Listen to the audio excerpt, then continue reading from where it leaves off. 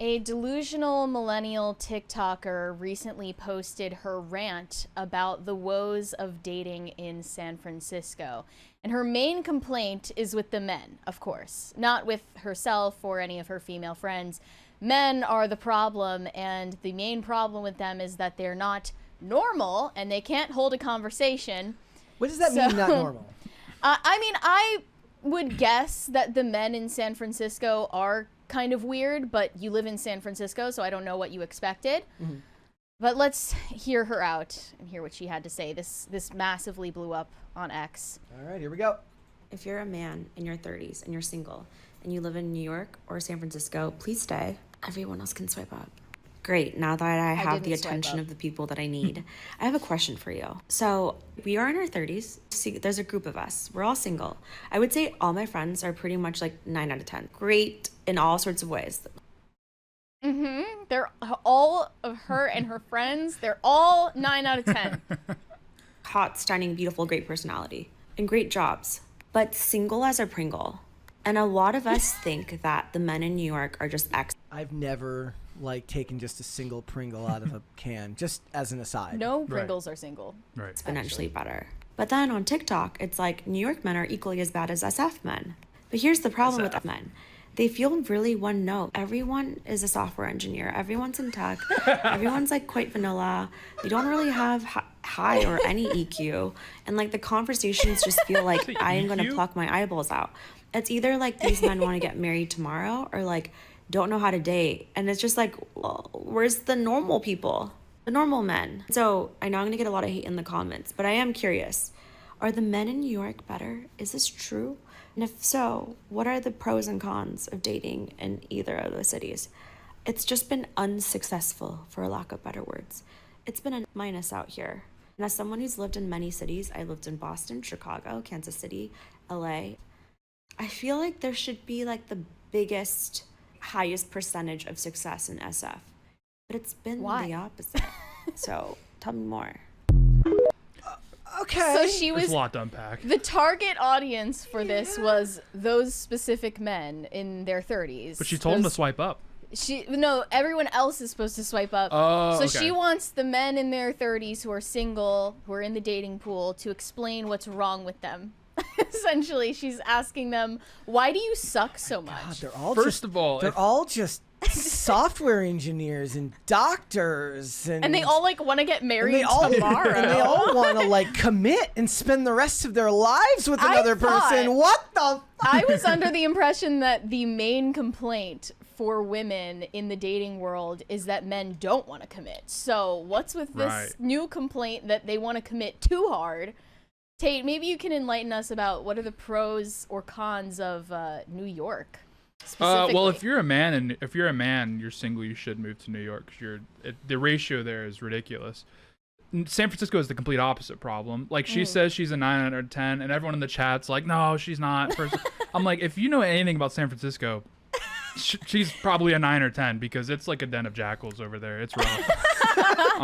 So, I mean, I think that flexing that you're a San Francisco 9, that's like being the best turd in a toilet. Like, let's be honest here. Labeling yourself a 9 makes you less than a 9 inherently. Wow. If we're looking for somebody that you actually want to marry, and humility matters, labeling yourself a 9 and actually vocalizing that to the world makes you an 8 at most. Okay, but what if 2006 Adriana Lima said, I'm a 9? That would just be objectively true. This lady She's is 10, not a really, Victoria's Secret fashion model. I'm just saying she's in a sweatshirt. I'm just saying on principle, if you are a 9 or a 10 and you know that you're a 9 or a 10, I don't think there's anything inherently wrong with that. I'm not using physical premise here. I'm using like but dating her personality. She also, to be fair, she was saying like we all have like great personality. So she also said we all have great jobs. Like maybe these men are having a problem with the fact, like if they're meeting men that want to get married now, Are these men looking to get married to like another workaholic, in which case you're not even married, you're just living in the same place and then going to work? Well, I think San Francisco is like a colony for nerds. Like you look Yeah. through like colonial history and they would instruct the soldiers like, hey, do not take any local wives, whatever you do. For nerds, it's the same idea. As when you go to San Francisco, it's like, hey, you're a nerd, you move to San Francisco, do not take a local wife. You're in there to work and then you're coming back home. You're coming back to St. Louis with your Stanford sweatshirt. So that's news to me. You're saying that there's a higher ratio of women to men in New York City? Yeah, it's bad. Is it because they're Sex all in the City. transplants? Like they're all Yeah, these yeah. women who moved They there? all Yeah, saw Sex it's- in the City. It's probably the highest density of laptop jobs in the world. Like New York, I see. when you watch the movies, you think it's like Patrick Bateman. It's like, the Wall Street. Wall Street's dead. You go down to Lower Manhattan, it's dead.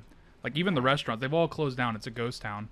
It's mostly women in Midtown East, doing their thing. But- There's not that many men that go around. They're all doing everything else. San Francisco, on the other hand, you would guess is a higher ratio of men compared to There's women probably like working 20 at all the women in tech San firms. Francisco. For There's probably every- 20 women under 30 in San Francisco. Tops. 52% female, 48% male, 90 In males. New York?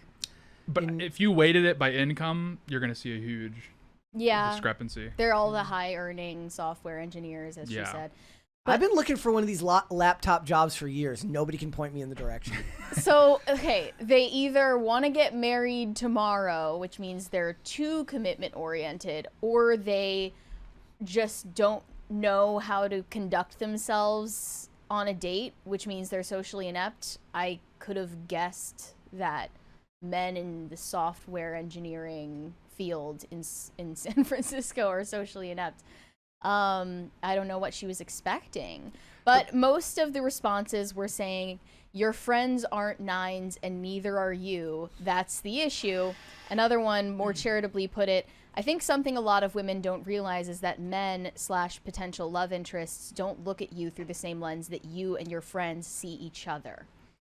Men and women both have this problem when they're like looking at themselves. It's kind of like when we had the discussion about men working out and men said this is what women want and women say that's not what we want.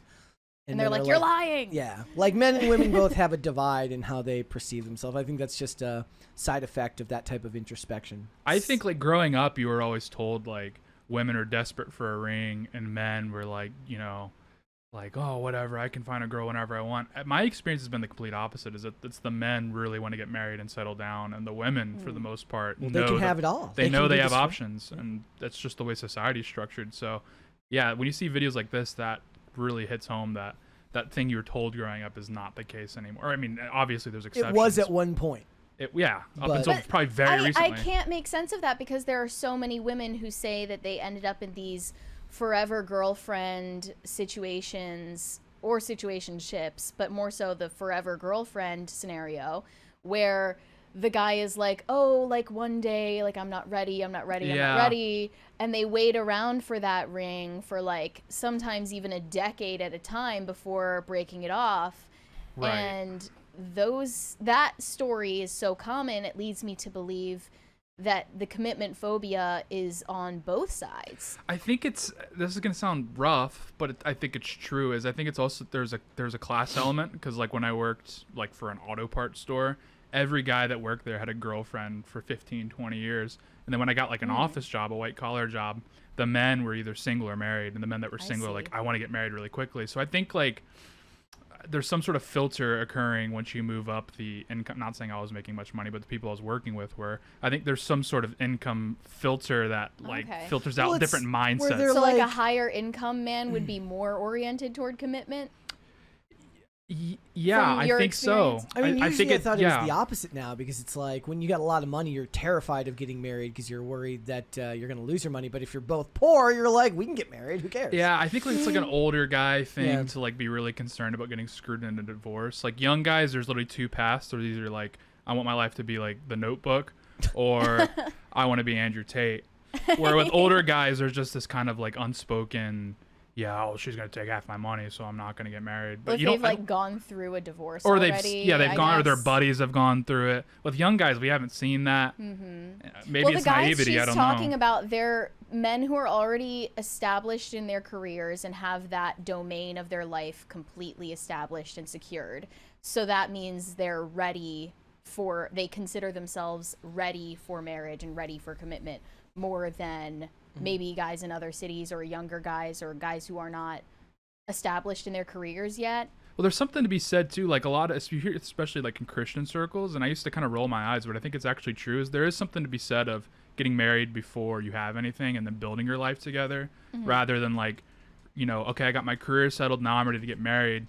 I think it makes things more complicated. There's more moving parts, and yeah. So people used to always give that advice, and I would kind of roll my eyes like, yeah, sure. But then now that I'm actually seeing my generation start to find success in their careers, and they're having more trouble finding partners than my friends that are bums. So it is what it is. The average age for first marriage for men, I love that it always has to be prefaced now by first marriage. Yeah. Remember when they used the term starter marriage? The average age for first marriage for men in the United States as of 2024 was 30.2 years old, while for women it is 28.6. Okay. You know? I would have So- guessed higher, actually. Yeah, me too. I mean, you know, sounds about right. Like that's another thing we'll if- always talk about the extreme ends of the scale. Well, not that's another thing. If you weighted it by income, I would imagine like 60K and up, they're probably like mid 30s, early to mid 30s. Yeah. See, that's why the laptop jobs.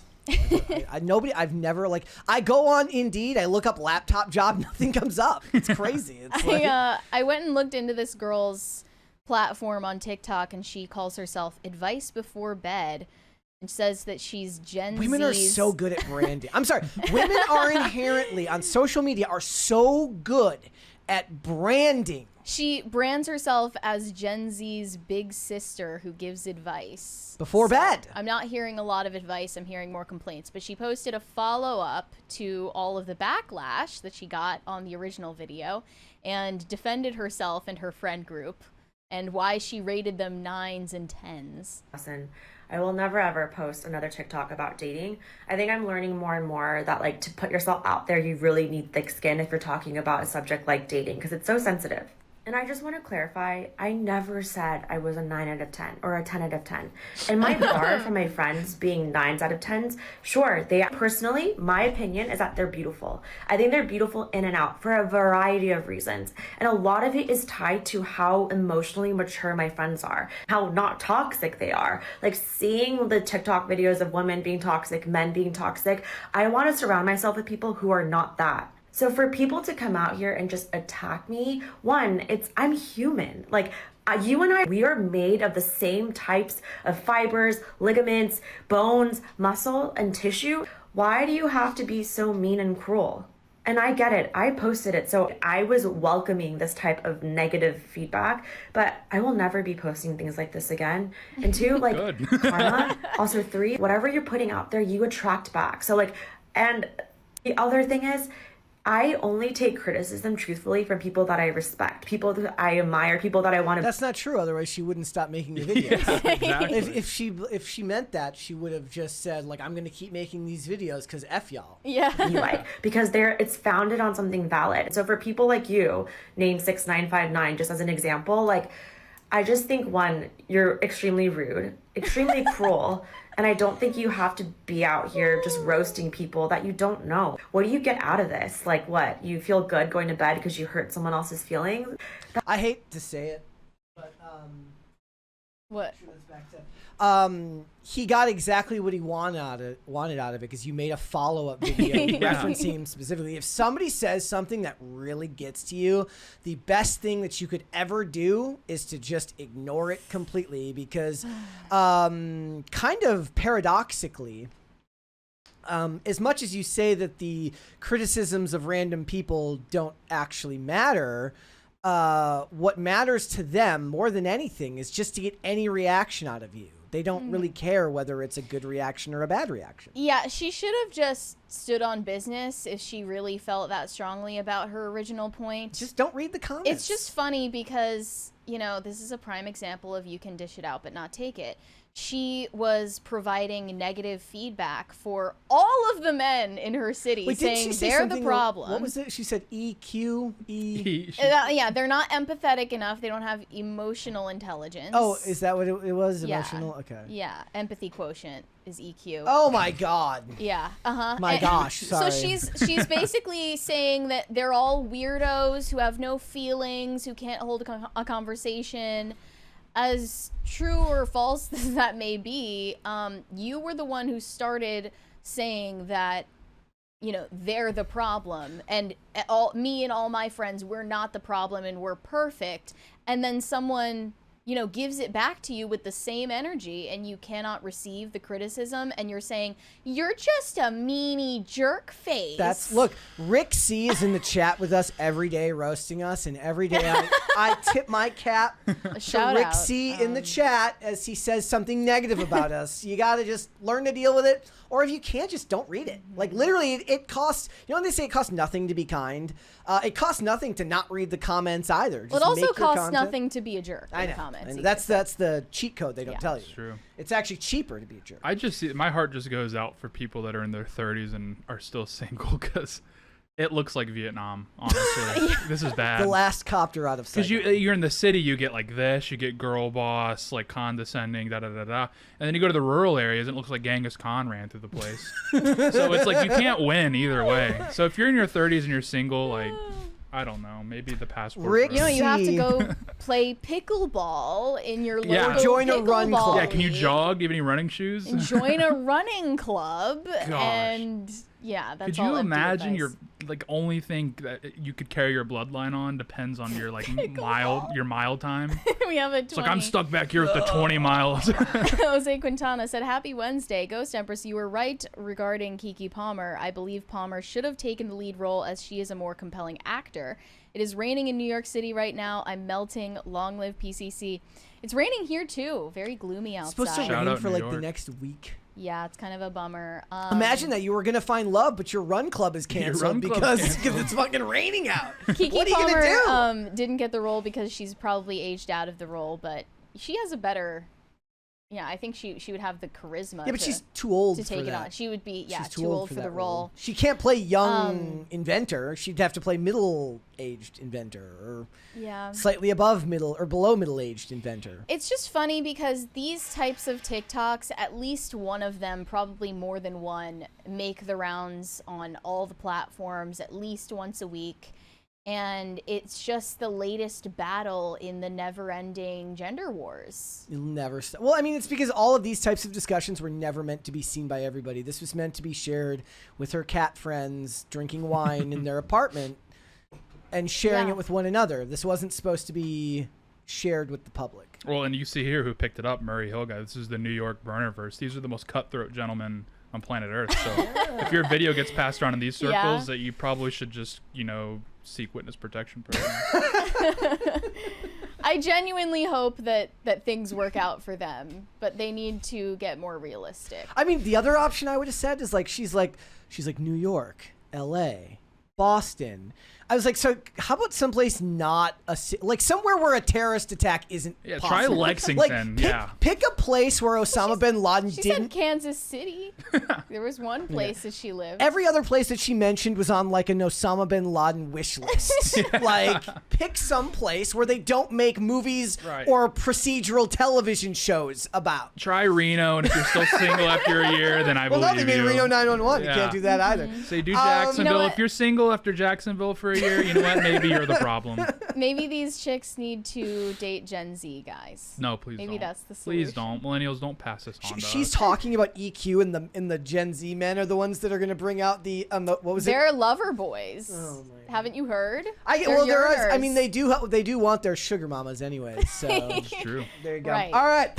Thanks for watching. Listen to full episodes of Pop Culture Crisis on Spotify. Keep up with us on social media and make sure you subscribe and ring that bell so you never miss the show. Bye, guys.